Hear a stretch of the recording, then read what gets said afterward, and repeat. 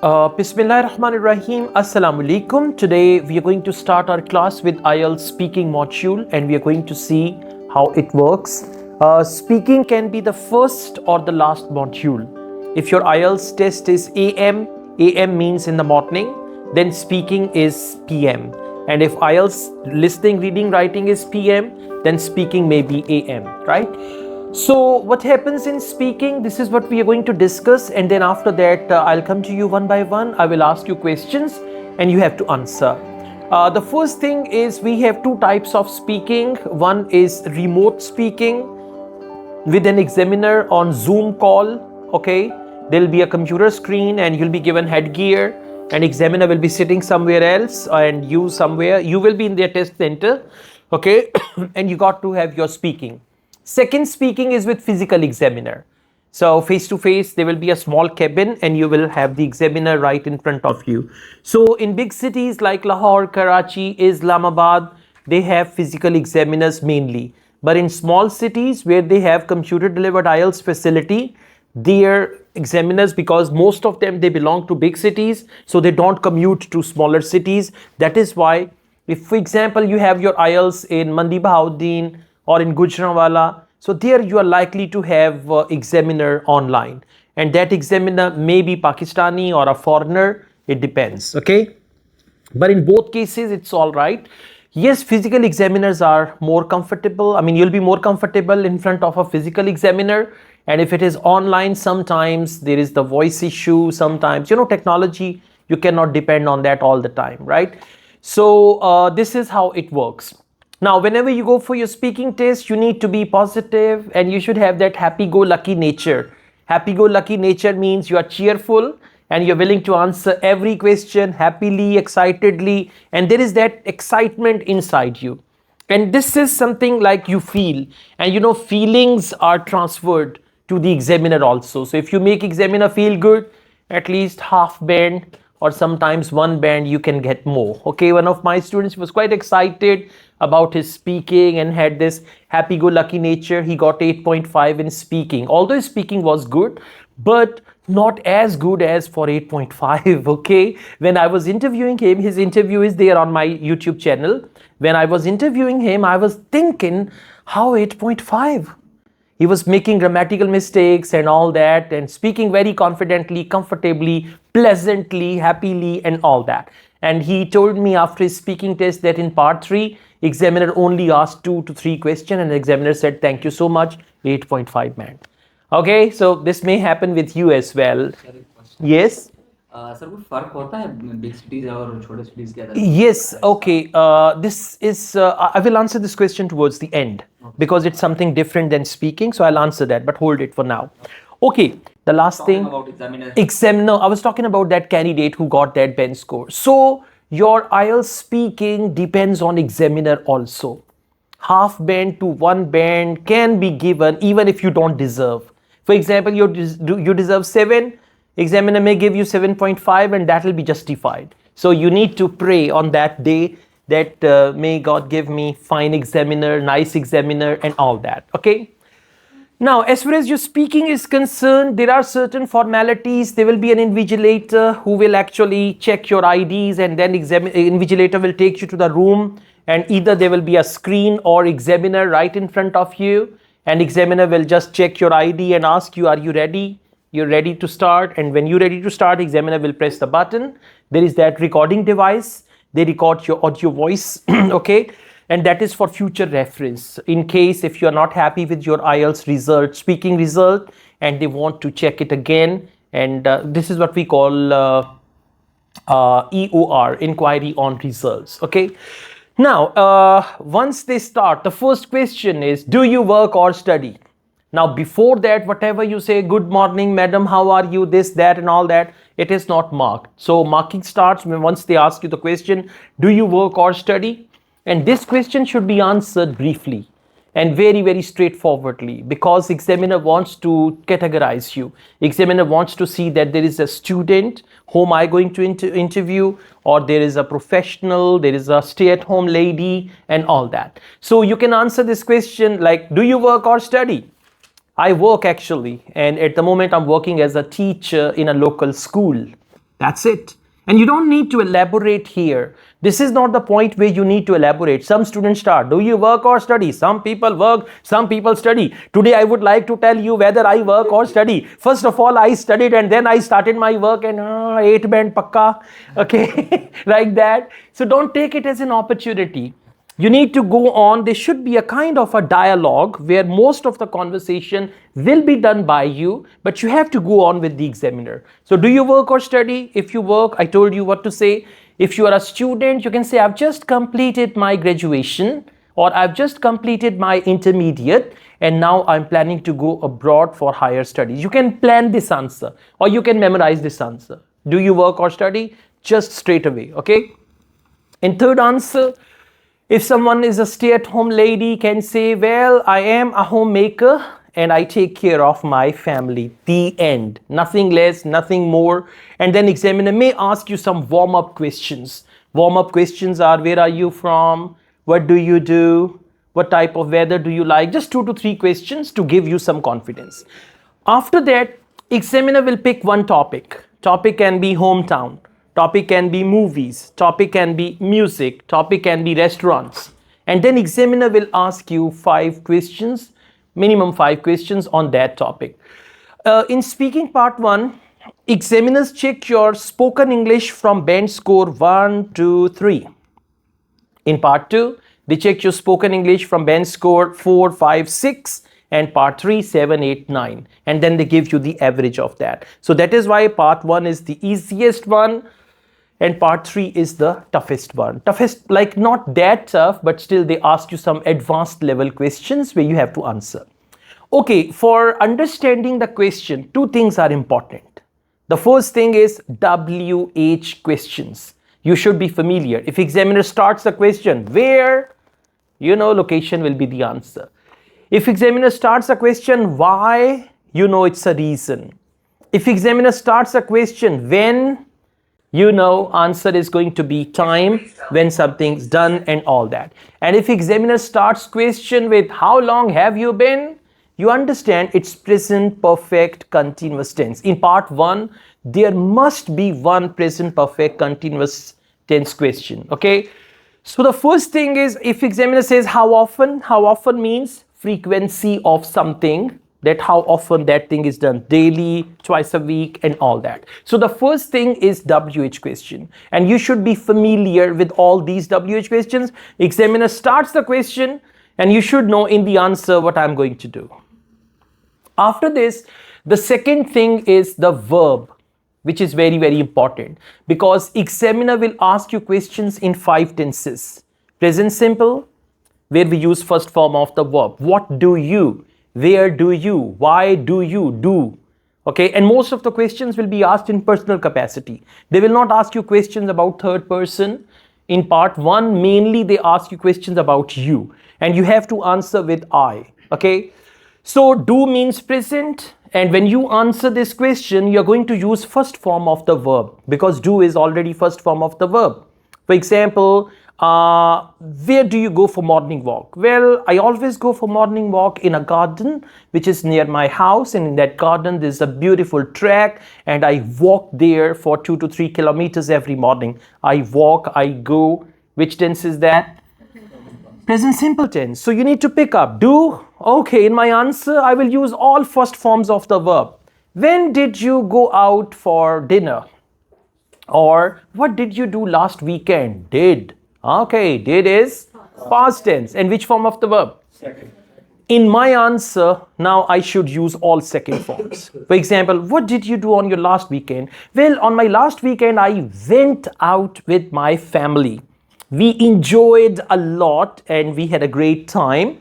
First, we had dinner, and then after that, we went for coffee. Had, enjoyed, and all that. This is second form of the verb. So if in the question there is second form, you're supposed to use second form of the verb. And if in the question there is will, right? For example, what will you do on coming weekend? Which tense is that? Future. So you will say I will, I will, I will, like that. So you need to understand. And fourth tense is present perfect tense. For example, have you visited any restaurant recently? Have you eaten any continental food recently? have you, and third form of the verb. Now, whenever the tense is present perfect tense, answer is going to be in which tense? If they ask you question in present perfect, so which tense will you use to answer? No, you will use first present perfect, then past simple. For example, have you been to any cafe recently? Yes, I've been to a cafe very recently and I went there last week. We had a great time. I enjoyed with my friends. We had a lovely get-together party there. So to answer your question, the cafe I visited, it was last week when I went there. First sentence, present perfect. Because present perfect is completed actions. So when you talk about completed actions and you go back to that history of present perfect, obviously you have to use past tense. For example, have you bought anything recently? Yes, very recently I bought a pair of glasses. I bought them from the local market last weekend when I went there. I was on shopping, so I saw these glasses and immediately I purchased them, something like that. So first present perfect and remaining present perfect, past simple tense. After that, the next tense which is important, and there may be one or two questions in your speaking test. How long have you been? We call it present perfect continuous tense.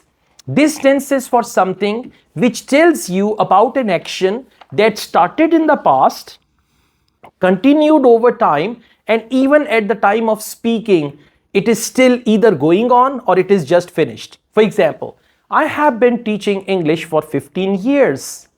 I have been teaching English for 15 years and now I'm still teaching, right? If you say, sir, I have been waiting for you for 10 minutes, right? I have been waiting for you for 10 minutes. So like this you say, I have been preparing for IELTS for 6 weeks now, right? I have been preparing for IELTS since morning. Since for point of time and for period of time. Now tell me, 8 o'clock, is it point or period? 8 o'clock. Point or period? Point. 2 hours? Period. January? Point. 3 months? You need to understand like that. 3 months is period. 1947? Point. 5 years. So whenever there is period, you will use for. Whenever there is point, you will use since. Very, very simple. Okay. So these are 5 tenses. Now, the next thing is they will check 4 things and then I'll tell you how to answer the question. First of all, they are going to check your English pronunciation and they're not touchy about it. Touchy means American English, British English, not at all. They want you to speak English clearly. They want you to speak English so that anybody can understand your English. And they know you are not native speakers of English. You are non-native.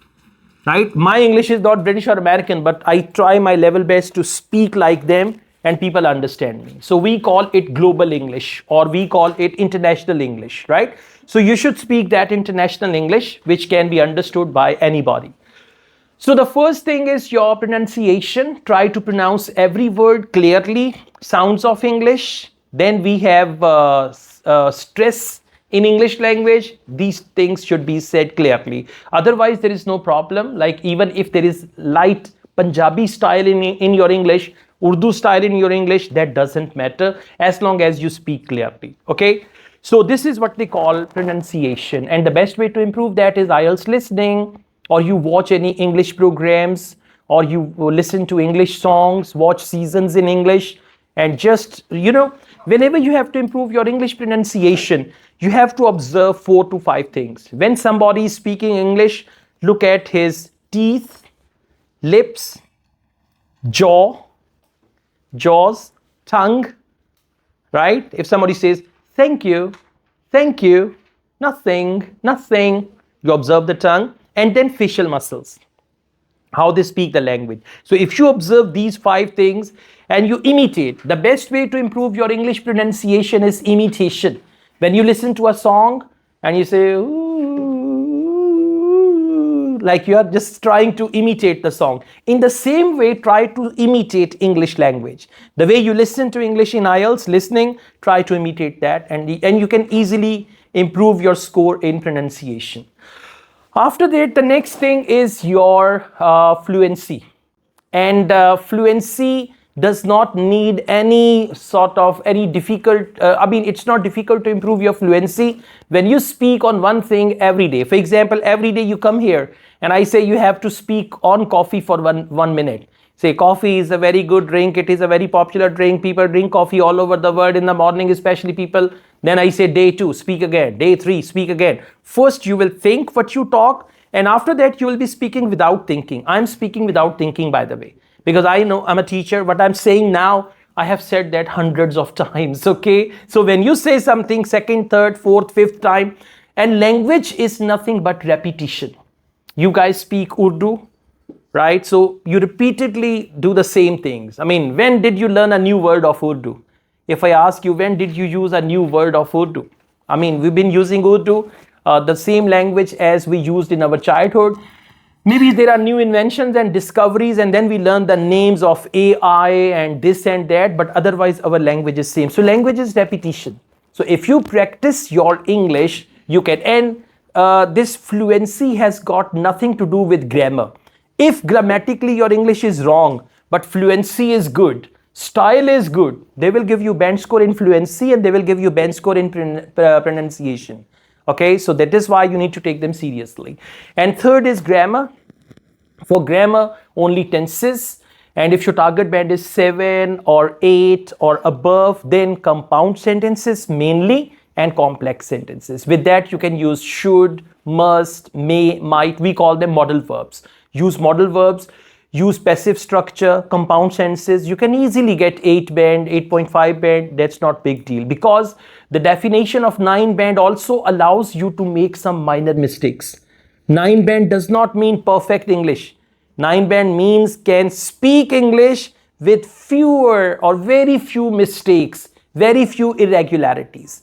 So even they allow you to get 9 band with minor mistakes. Okay, so like this you need to go on. And finally, we have vocabulary, simple and straightforward. If I'm going to talk to you about coffee, I will use coffee vocabulary. Hot coffee, latte, Americano, black coffee. It keeps me active. So coffee vocabulary. If the topic is music, music vocabulary. If the topic is restaurants and food, you need to use food vocabulary. And food vocabulary is not something that you need to say, okay, I don't know food vocabulary. It's simple. I eat my favorite dish. Right? Delights, yummy food, yummy dish, favorite, this, that, and all that. You need to use everyday English in IELTS.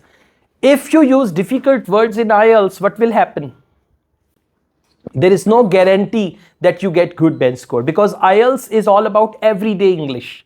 English which is spoken all over the world and understood. And there are certain words of English language which even foreigners don't know. Do you know every word of Urdu?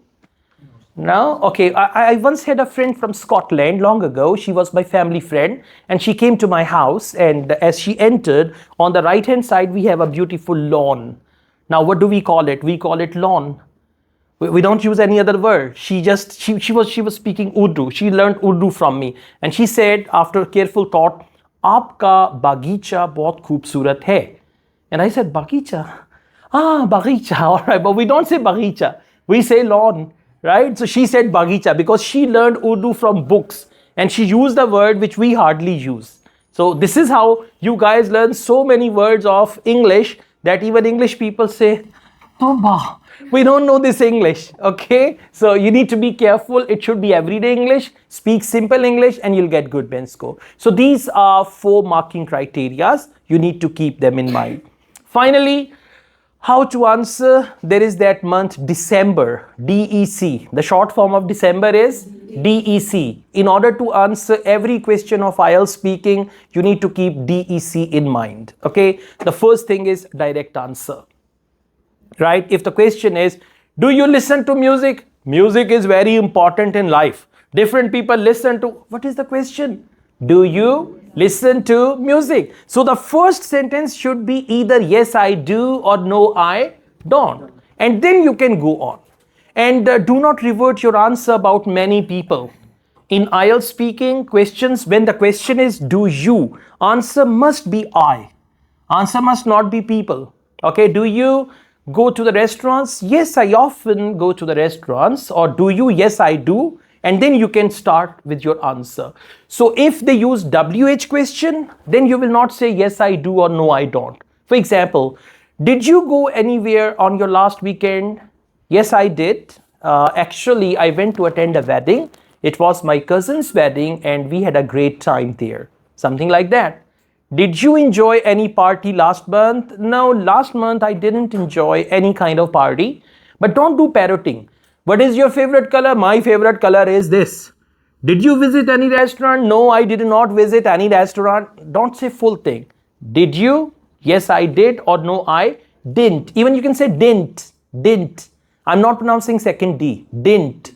Like we say dent. Didn't. Okay? So this is okay. All right. In speaking, you can use contractions. Gonna, wanna, haven't, hasn't, don't, doesn't. You can use them all. There is no problem, right? So direct answer. The first thing is direct answer. In IELTS, examiners will be irritated if you give one word answer, one sentence answer, and examiner will always say, why not? What's your favorite drink? Tea. Okay. All right. So what do you like to have with tea? Biscuit. Okay. Biscuit or anything like that. Never give such answers.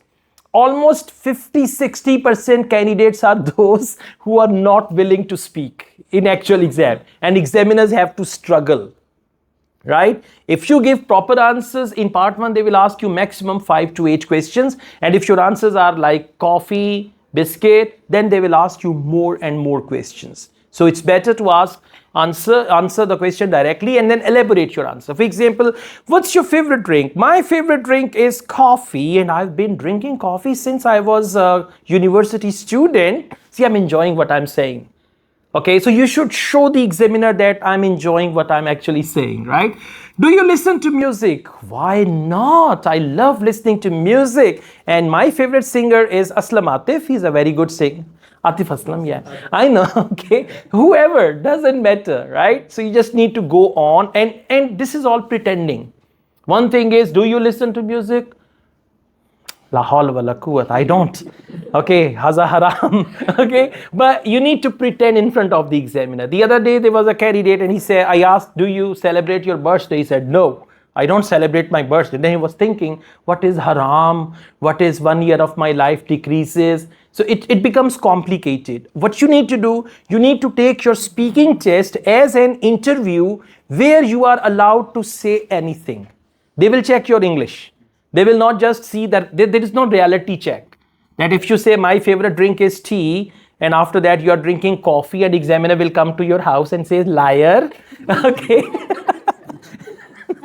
This will never happen. Okay. So whatever it is, you just need to give a beautiful answer. You need to justify the question. This is what we call exaggeration. What do we call it? Exaggeration. Some people exaggerate a lot. Some people really exaggerate a lot, and then you say reality is opposite and exaggeration is there. So you need to exaggerate in speaking. Speak 5 to 6 sentences, direct answer, elaborate your answer, and then conclude your answer. So that is why I like coffee. For all these reasons, I often listen to music. Therefore, I like traveling very much. Right? So at the end, you need to conclude your answer and 5-6 sentences. If your answer will be long, examiner will say, okay, thanks. Then the next question. Right? If you try to give a longer answer. And in the first 2 to 3 questions and answers, you need to understand the mind of the examiner. Now, for example, examiner asked you a question and you answered, and examiner said, why? It means your answer is short. So when examiner asks you the next question, elaborate more. Now examiner asked you the first question and you were answering, and examiner said, okay, thanks. It means your answer was longer. So next you need to summarize your answer. So after 2 to 3 questions, and you need to understand the body language of the examiner as well. In speaking part 1, if your answer is long, they will just give you sign that much is enough. In speaking part 2, if you speak less than a minute, examiner will again stop you and ask you to speak more. Examiner will actually encourage you to speak more. For example, you are finishing your answer at 40 seconds, and examiner will say, now you don't need to say, okay, I also do it.